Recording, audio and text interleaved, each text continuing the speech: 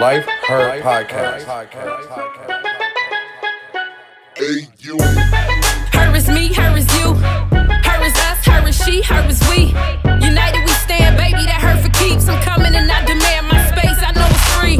I owe myself the world, they tried to count me out. I've been down some dark roads, they tried to pound me out. From cloudy to sunny, ain't think that I would make it out. I needed positive emotions to fill me out.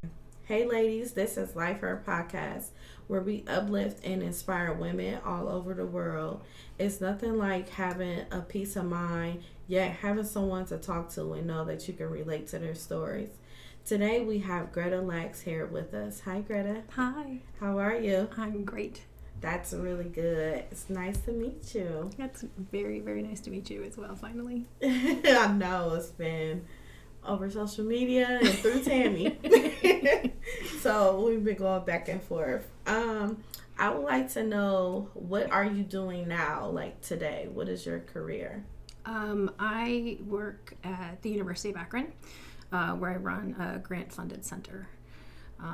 So our center focuses on, it's kind of around the health professions, so any health-related professions where we both try to recruit a more diverse population of students into careers in healthcare, where we work with current health professions students, both to support students from what the grant calls medically underserved backgrounds and populations, as well as to help our students, faculty, and our community better understand the needs of medically underserved populations. And then we do a little bit of continuing education. So it's kind of all over the place. Oh, wow. So each day is never quite like the last or the next. Yeah, because you have a wide range also of different things. So what did you major in? So my undergraduate was in psychology. Okay. And nobody had to talk with me before I went and got an undergraduate degree in psychology that I couldn't do anything with. Eventually I got out and I worked for a while, went back and got a master's in industrial organizational psychology. So, but my goal, and I came here and I worked on my doctorate, which I'm ABD. Okay.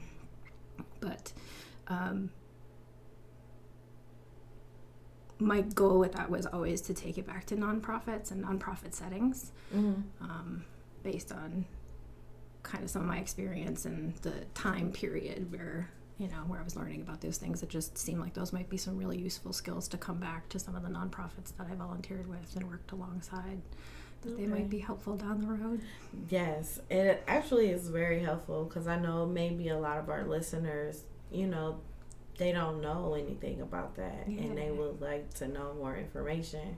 So I'm sure they will be in contact with you after hearing this. So how did you get into your major? Like, what made you think, like, okay, I want to go to college for this? So I actually spent my senior year in high school as an exchange student. So where I came from was a very, very small town, and I was just ready to get out. I feel like everything I did all through high school was building up my resume, building up my experiences so I could get out. Okay. And the fastest way to do that was to spend a year as an exchange student, because my senior year. So I did that. I lived in Brazil for a year. So How was that? Brazil is an amazing country, just an amazing people. It was a very, very challenging but very, very positive experience. Nice. I learned so much from that year. So I had to think about college from there. Yeah. So I've always kind of naturally gravitated towards people, working with people. But then because of that experience, I also kind of had an interest in international business, but I ended up going the psychology route. Yeah. So I think it was just kind of a natural interest that came, I think my parents had some of the same inclinations, not that they didn't go to school and finish those things, but they did some of the same things early on, volunteering and working in the community and doing things like that. So I think it kind of grew, kind of both things I inherited as well as things that I just developed kind of on my own interests in people. Nice. So speaking of your parents, how was your childhood? How was it like growing up? Oh my gosh. So I grew up in a teeny little town on the northern border of Wisconsin called Land O'Lakes. And it is not the place where the butter comes from. Everybody thinks that first. Oh. I think that one's in Minnesota, but so less than 1,000 people. Wow. Well, less than 1,000 people. So everyone knew everybody. Yeah. And it was primarily tourist area. Tourist and logging are the main industries. So,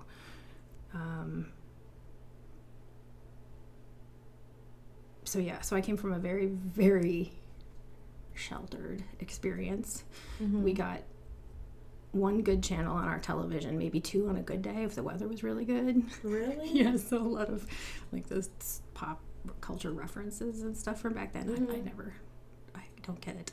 I didn't get it. Wow. Until things were in reruns, and then time to go back and catch all of that. So, radio stations, all of that stuff was really limited. So I didn't realize until much later how very, very sheltered we were, and with both the benefits and the challenges that creates. My dad was a stonemason, and my mom babysat kids at home so she could be home with us for most of the time that we were growing up. We were something I didn't realize until much later when I started doing kind of anti-poverty work. I didn't realize that I grew up in poverty. Oh, okay.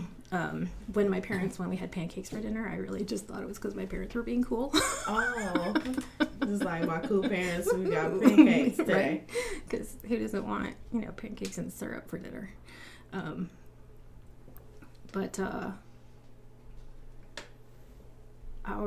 My graduating class for high school, the entire class was less than 100, and that was for our whole county. Wow.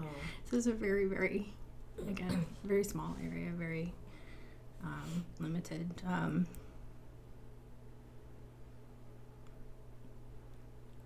So you living in a small town, did you guys have to experience, like, I notice sometimes in movies and stuff, people in small towns, you got like a small crime there, or people being nosy in other people's business, Oh my or gosh, so like much. things happening. Like, how was it living in a small town, dealing with everyone in that community, with it being like that?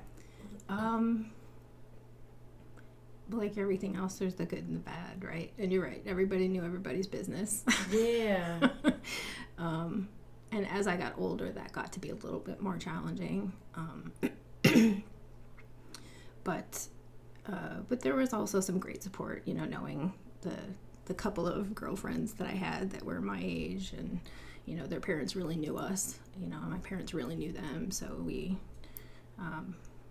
It was hard to find a stranger in town, except for all the tourists in the summer, and actually in the winter too, because we do we're so far north that snow sports and everything are a big deal. But so there is the benefit of some of that community, but there is also some really unhealthy aspects.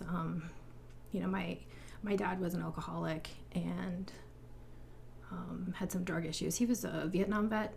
He's one of those guys that just never quite came back all the way. Right.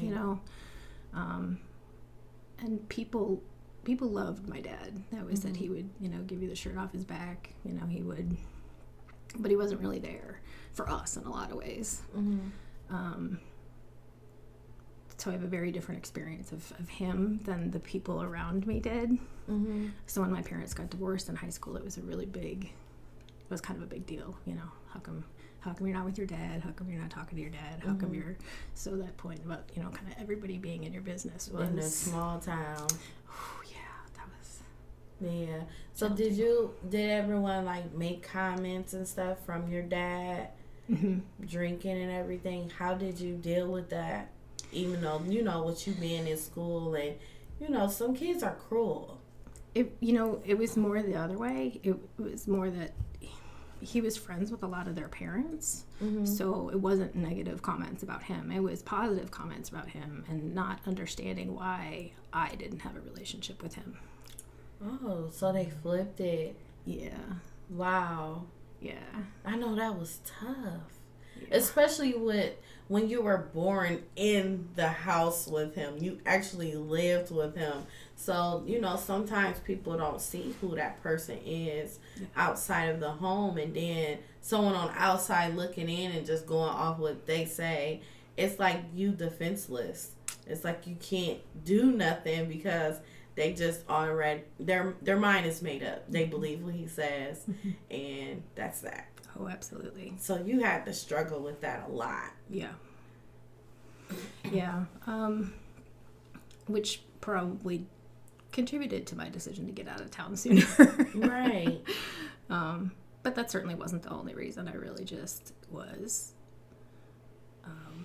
always motivated to build up those experiences so I could get out and get to the next thing. But I am sure that was part of my desire to get out and get away and do something different. So if I was to ask you to be transparent, what's some of the bad experiences you did experience with your dad being like that? And then I'm sure your mom dealt with some things too.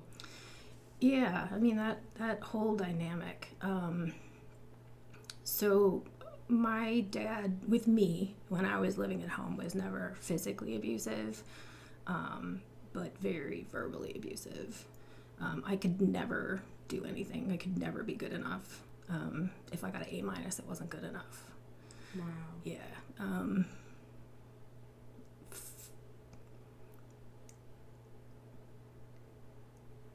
Never having that kind of support. He was never present at the things I was involved in or the things that I did. He would always promise to show up and end up at the bar instead. Mm-hmm. It was but that it just kind of, I guess you just kind of get used to over time. And my mom, so much of her life was keeping our lives together, taking care of us. Exactly. Moms always do that. So I really didn't get to, and I guess most people don't get to know their moms until much later, later in life, until you're an adult. But I think it was even more so in this case. I didn't even really get to know my mom because she spent so much of her time just making sure we had a roof over our heads and food on the table and that we were, taken care of. And she did. Wow. So was that even, do you consider that as being motivating to you of seeing your mother's strength for you guys to keep going and everything? I don't know that I truly appreciated it enough at the time. As a young kid, to me, it was just kind of this, I always felt disconnected from everything. Obviously, I was disconnected from my dad, but I also kind of felt disconnected from my mom because so much of her energy went into just keeping everything going. So it really wasn't until much later, I think, that I really appreciated all of that. I mean, I knew it, and I appreciated the things that they did. On top of this, even while this was happening, my dad was a Little League coach in town. So he was just known in the town for everyone to love him anyways. Well, and my mom ran the concession stand. They did the things to try and make sure that so that we could, continue to support those things in our community, the local recreation association and things like that. And I just remember helping out, selling stuff for the concession stand and all our local Little League games and the adult games and things like that. So I had some really good experiences and did learn some really positive things from them that way that I think carried over. Wow. So did it affect you as for your adulthood? Like, sometimes when you deal with things and you don't have that bonding relationship with your dad, it affects us as women. Oh, yes. When we date men, when we get older, and then sometimes we find ourselves finding a man that acts just like them too. So it's like a back and forth thing. Either we skeptical or we find someone that acts just like them, or it's just like different ways. Which way have you been going as far as your daily life or anything? When I was really young, it was about being the fixer, right? Okay. I had a tendency to find nice guys, but a lot of times guys that I felt, from my perspective, needed help, and I wanted to help and support them. And And did you find yourself helping, and then next thing you know, they don't appreciate it, oh treat gosh, you like right? crap? No, who wants that? Yeah. Who wants somebody to be a fixer and come in and like try to? And I've noticed that it's like when you fix broken people, they act like you didn't do absolutely nothing as far as helping them. They didn't ask to be fixed. They didn't, Right. That's something true. that I walked into it with. Yeah. Not necessarily that they did. So, and I think it also left me with, I believe early on that sense of acceptance we get from our family carries through, and without having that, especially from my dad, I did from my thankfully from my grandparents and my uncles and stuff. So but still not having that kind of strong acceptance from that father did change. I guess I felt the different stages, especially when I was younger. I was really seeking that acceptance from men and from relationships. Yeah, but that was difficult too. So, do you have children now? I do not. You do not? No. Was that by choice or? Early in my life, it was by choice. Later in my life, it was just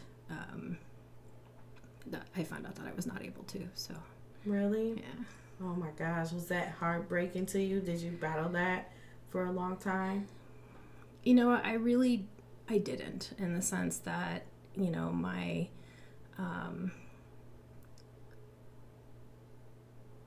my partner and I, for the last 10 years, he has a daughter. And so while we had been, looking into, potentially having a child together, we always had her. And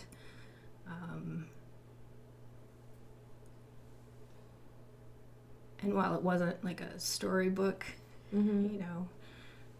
family relationship by any means, I don't think a lot of them are. I didn't have time to worry about that, or to feel sorry for myself, or it just kind of was.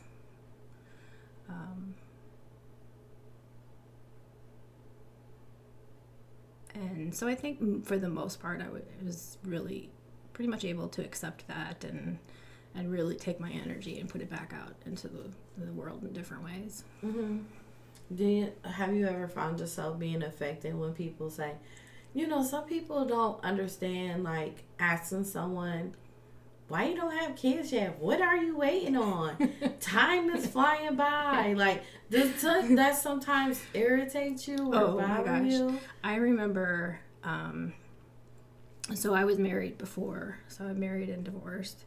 And my ex-husband, I remember his sisters-in-law, before we were even married, are like, when are you guys having kids? When are you doing this? When are you doing that? Yeah. And I'm like, no, I want to keep going to school. I want to do, like, it just wasn't my plan. But that wasn't, most of the people, in the family had kids, younger and things like that. So I never quite fit that mold. So I guess it wasn't, I was accustomed to not fitting in that way. Yeah. Well, I personally, I deal with that question a lot because I don't have kids. So everyone's like, what you waiting on? You should be having kids soon. And they make these comments, but like a lot of people don't know, I have a difficult time with that. Yep.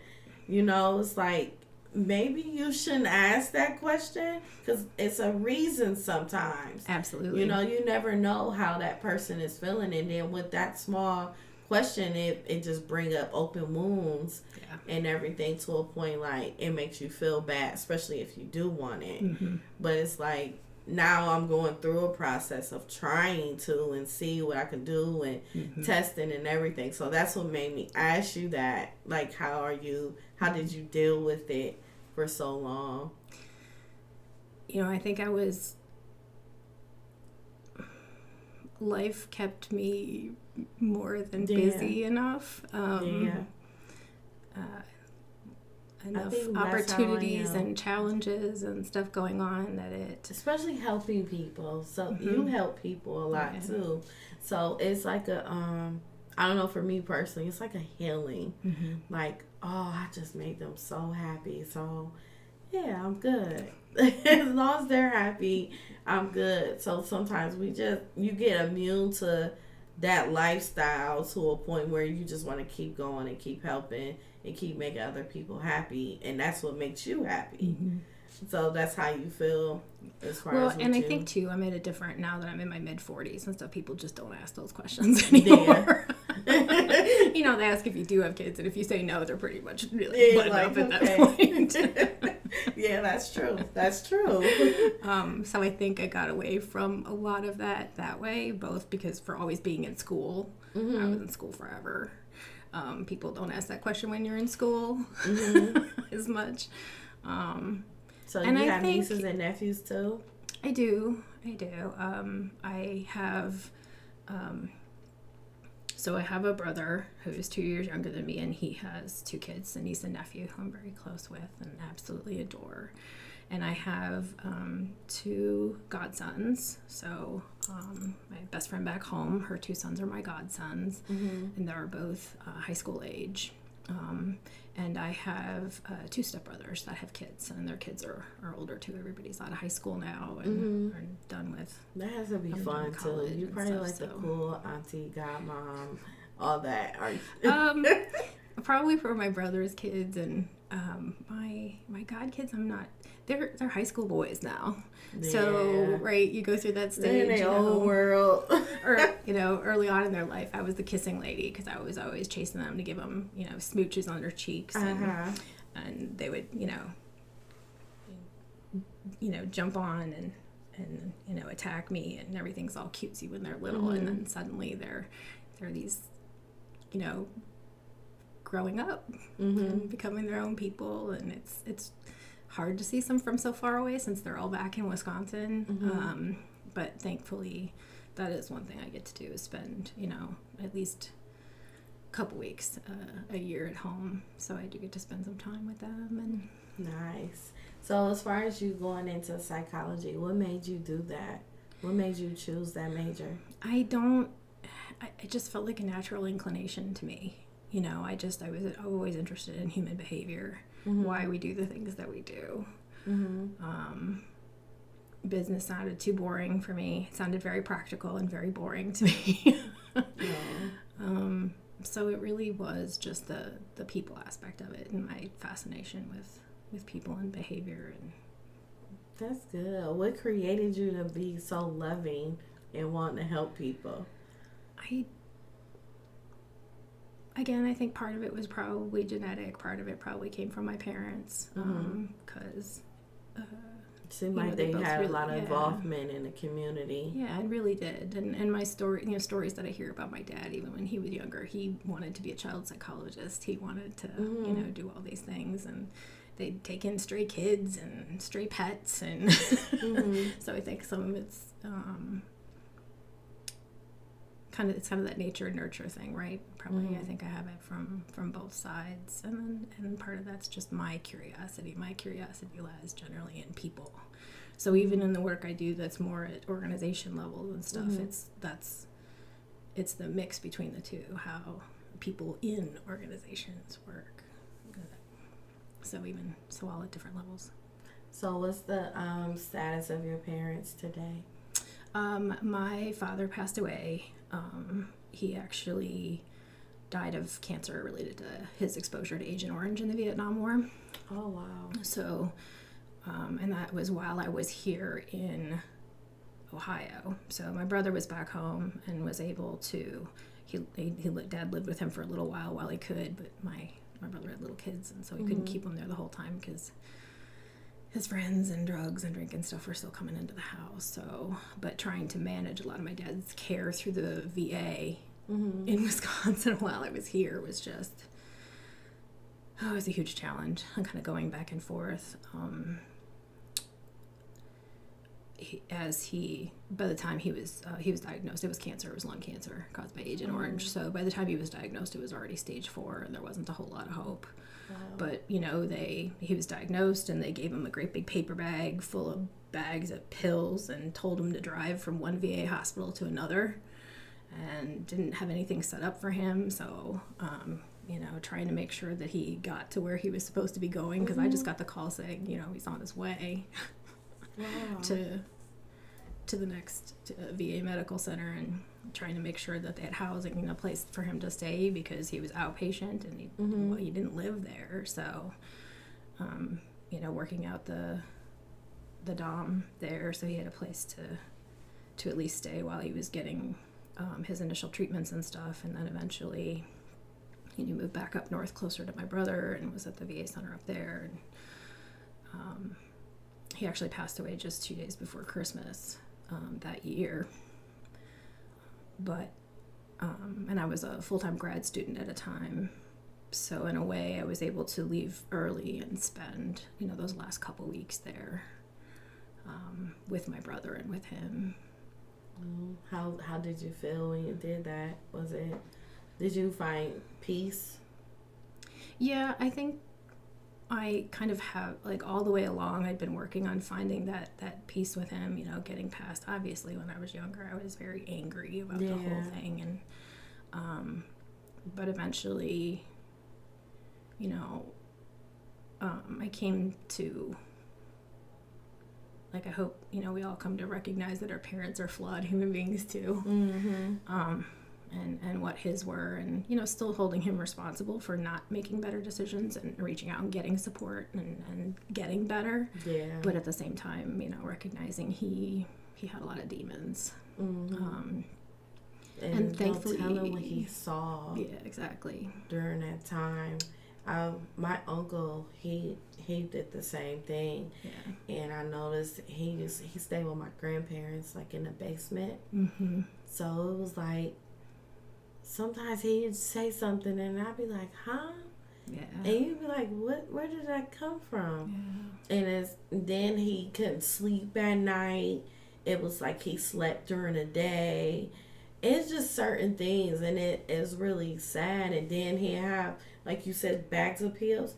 Oh my God, he had so many, and they're huge bottles. Mm-hmm. They're really big and big horse pills too. Mm-hmm.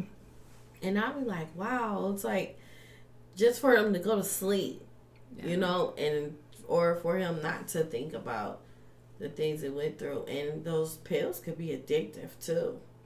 All the stuff that he was on was, at that time, part of the reason it was such a challenge and why I was trying so hard to be involved from here, which, across state lines is really, I went back when I could help manage, because he just cognitively, his brain just wasn't there, mm-hmm. After so many years of, abuse and things like that, and much less having to deal with that on his own, alone, mm-hmm. trying to for the very healthiest people, understanding what our doctors are saying to us when we walk out of there, much less after getting a stage 4 cancer diagnosis and all of the other challenges that he had, being handed a bag of pills and say, hey, drive yourself to Milwaukee and go see a doctor there. Wow. So just kind of understanding the challenges that he was through. And my brother and I've got a really good relationship. I'm really fortunate. So for the two of us to be able to do kind of go through all of that together, which was and to be on the same page. I know a lot of times in family that's there can be a lot of friction, and we were very, very fortunate. My brother and I were very much on the same page, kind of looked at everything in a lot of the same ways. While our experiences with our father were different,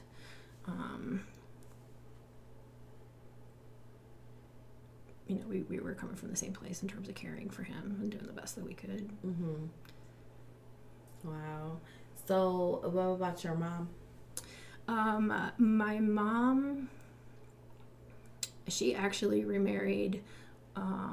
So they got divorced when I was in high school, and while I was I actually came back early from my exchange student period so that I could be there for both my graduation and her wedding.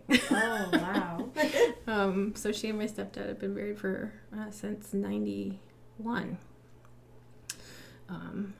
And, I think she seems to be doing really well. She went, while we were in high school, actually it might have even been before that, she went to work at the bank locally, so she was the one that was always helping out the little ladies with their, little old ladies work out their checking accounts, or, somebody's spouse passed away, helping them work through everything, the things that they'd never done before. That was always my mom in her office, sitting down with those folks, helping people out. And she's retired now and home, and just very grateful for the relationship that we have. That's good. Yeah.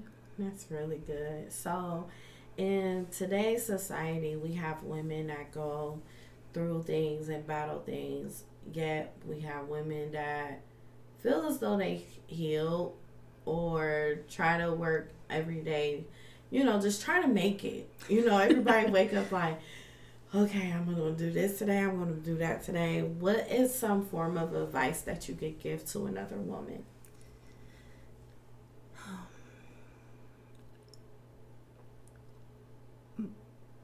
My personal experience has never been like a straight path, right? I was never that kid that I knew at this age that this is what I wanted to be when I grew up. This is what I wanted to do, and all the things I was going to do to take care of myself and the steps to get there. I've never had that path.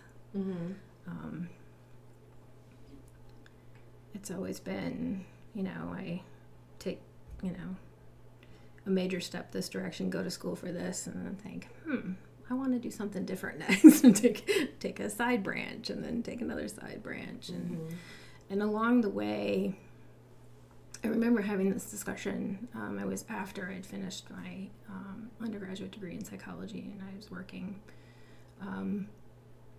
with a woman who was probably 15 years older than me at the time.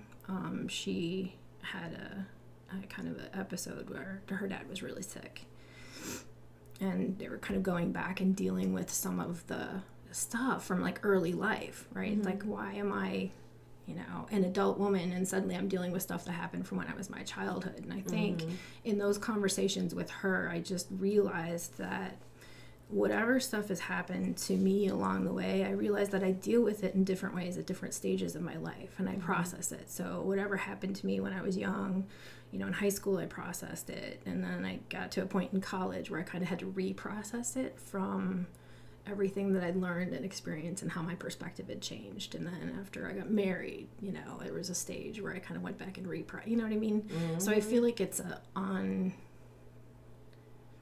for me at least, it's been ongoing, and kind of that willingness and that openness to be able to